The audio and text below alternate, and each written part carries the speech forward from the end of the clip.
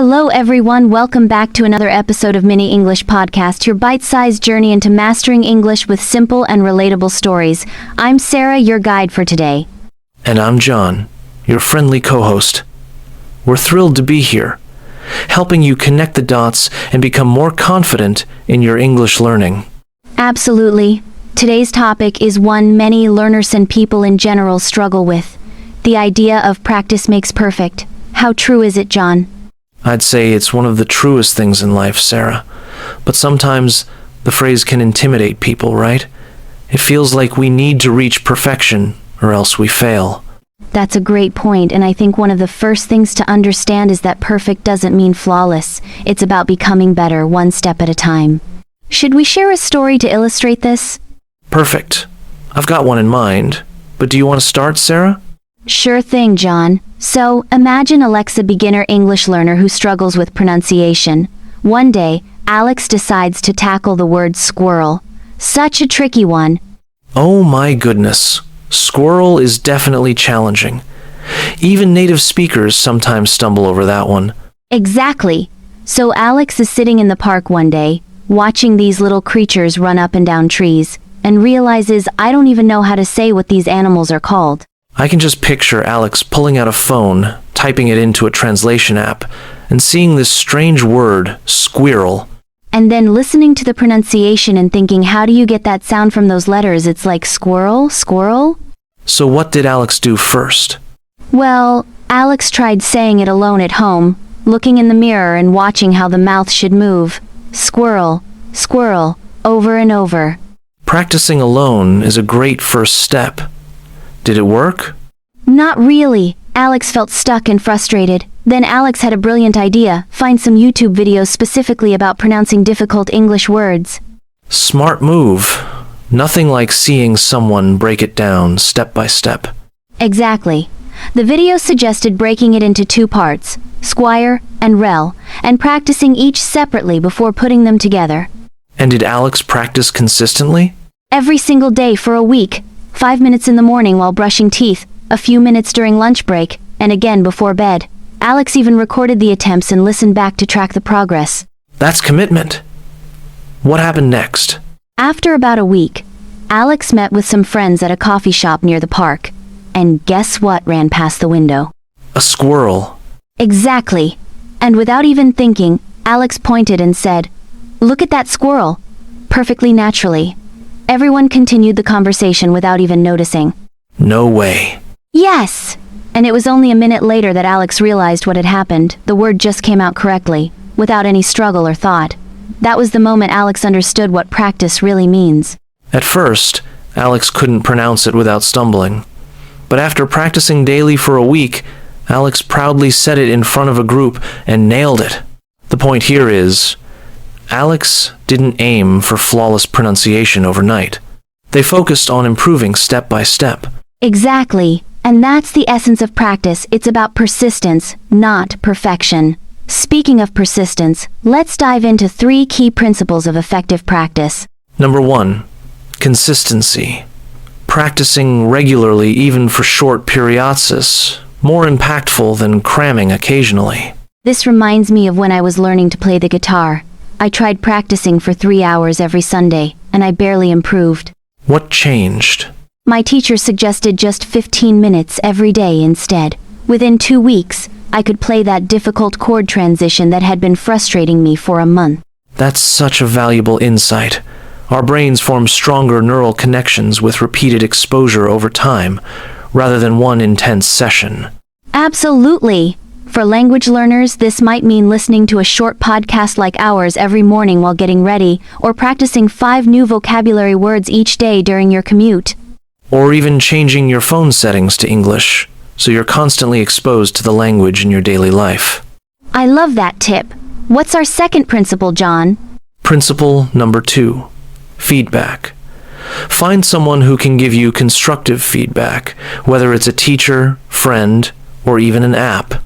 This is so important because sometimes we can't hear our own mistakes, right? Exactly.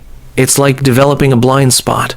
I remember when I was learning Spanish, I kept pronouncing the letter V incorrectly, but I couldn't hear the difference myself. How did you fix it? I used a language exchange app to connect with native Spanish speakers. They would gently correct me, and over time my ear became trained to hear the difference. That's fantastic. These days there are so many options for getting feedback. You can join online communities, use pronunciation apps that analyze your speech, or find a language exchange partner. And don't be afraid of corrections. They're not criticisms. They're gifts that help you improve. Exactly. I always tell my students to thank people who correct them. It shows you're serious about learning. And third, enjoy the process. Learning feels easier when you make it fun. Play games, watch shows, or use apps that make practice engaging. This might be the most important principle of all. If you're not enjoying it, you probably won't stick with it. I completely agree. When I was in school, I hated vocabulary lists. Just memorizing words and definitions was so boring. So what worked better for you? I started watching cooking shows in the language I was learning. I love cooking, so suddenly I was eagerly looking up ingredient names and cooking verbs because I wanted to understand the recipes. That's brilliant. You connected the language to something you already enjoyed. Exactly. And I still remember those cooking terms years later, while I've forgotten most of the vocabulary I memorized for tests. For our listeners, think about what you love. Do you enjoy music? Learn the lyrics to English songs? Love movies? Watch them with subtitles in your language, then with English subtitles. Are you a social person? Find conversation groups or online forums about topics that interest you. The key is making practice something you look forward to, not something you dread. Sarah, do you think these principles apply to all types of learning, or just languages? That's a great question. I think they're universal principles. Whether you're learning to play piano, code a website, or speak English, consistency, feedback, and enjoyment are critical. I agree. In fact, I think there's a misconception about the phrase, practice makes perfect, that we should address. What's that? Many people think it means you have to practice perfectly to get perfect results. But that's not true at all. You're so right. It's actually through making mistakes during practice that we learn the most. Every error is information about what needs more attention. Exactly. If you're not making mistakes, you're probably not challenging yourself enough. Let's role-play a scenario that might help our listeners understand this better. I'll be a teacher, and you be a student who's afraid of making mistakes. Ready? Ready. Okay, John, it's your turn to read the paragraph aloud to the class. I'd rather not. I don't think I can pronounce all the words correctly yet. Maybe tomorrow after I practice more? I understand you want to be prepared, but classroom time is for practicing together. We all learn from hearing different attempts. But what if everyone laughs at my pronunciation? It's embarrassing. In this classroom, we respect each other's learning journey. No one will laugh because they're all learning too. Would it help if I read it first, and then you try? Maybe, but I still don't feel ready. How about we break it down? Just try the first sentence and I'll give you feedback. Then we can work on it together. Okay. I guess I could try just one sentence. That's all I'm asking. And remember, every mistake is just information about what to practice next. And scene. That was a common scenario, wasn't it? Absolutely. Fear of making mistakes is probably the biggest obstacle for language learners, but the classroom is exactly where you should be making those mistakes, not after you've mastered everything. I've heard some teachers say they can predict which students will progress the fastest, and it's not always the ones who seem most naturally talented. Let me guess, it's the ones who are willing to make mistakes and try again. Exactly. The students who speak up, attempt difficult sentences, and laugh at their own errors, they improve fastest, because they're getting more practice and more feedback. That reminds me of a quote I love: "The master has failed more times than the beginner has even tried." That's powerful. So, practice doesn't just mean repeating what you already know. It means pushing yourself to try things that are still difficult for you. Precisely. Let's take some common listener questions about practice. Here's one we received last week. I've been practicing English for years, but I still make the same mistakes. What am I doing wrong? That's a great question. I think it highlights the difference between practice and deliberate practice. Can you explain that distinction? Of course. Regular practice might be repeating the same things over and over without much thought. Deliberate practice means focusing specifically on your weak areas and challenging yourself to improve them. Like if someone keeps making mistakes with past tense verbs, they might need to specifically practice past tense conversations rather than just general English practice. Exactly. It's about identifying patterns in your mistakes and creating targeted practice to address them. Another question we often get is, how long should I practice each day? I think consistency matters more than duration. 15 minutes every day is better than 3 hours once a week. Agreed.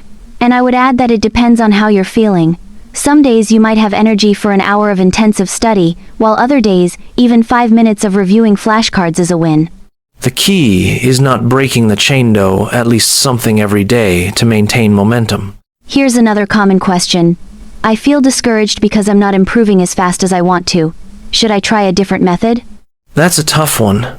What do you think, Sarah? I think progress often happens in bursts, not steadily.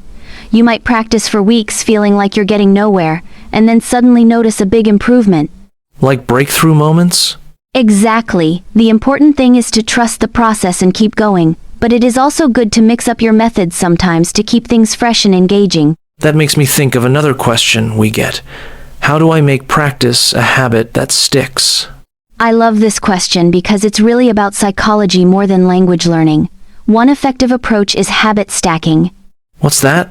It's when you attach a new habit to an existing one. For example, after I brush my teeth, I will practice 5 English vocabulary words.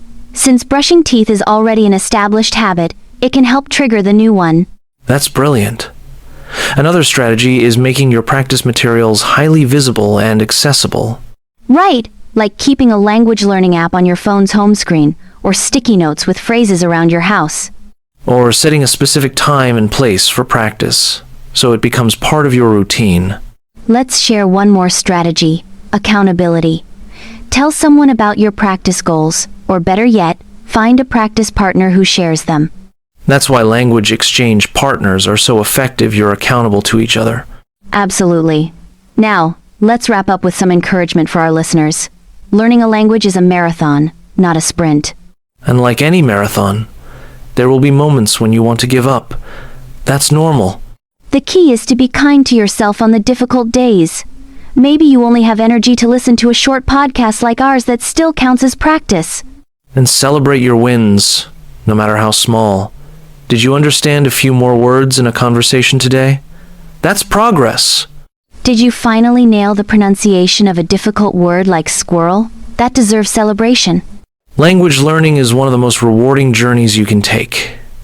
Not only are you gaining new skills, but you're literally expanding the way your brain works. And opening doors to new friendships, cultures, and opportunities. As we wrap up today's episode, here's our key takeaway practice. Doesn't just make perfect, it makes progress. Keep moving forward, one step at a time. And enjoy the journey while you're at it. Thanks for tuning in, everyone. Until next time, stay curious and keep practicing. Mini English Bite, your small step toward mastering English, one bite at a time.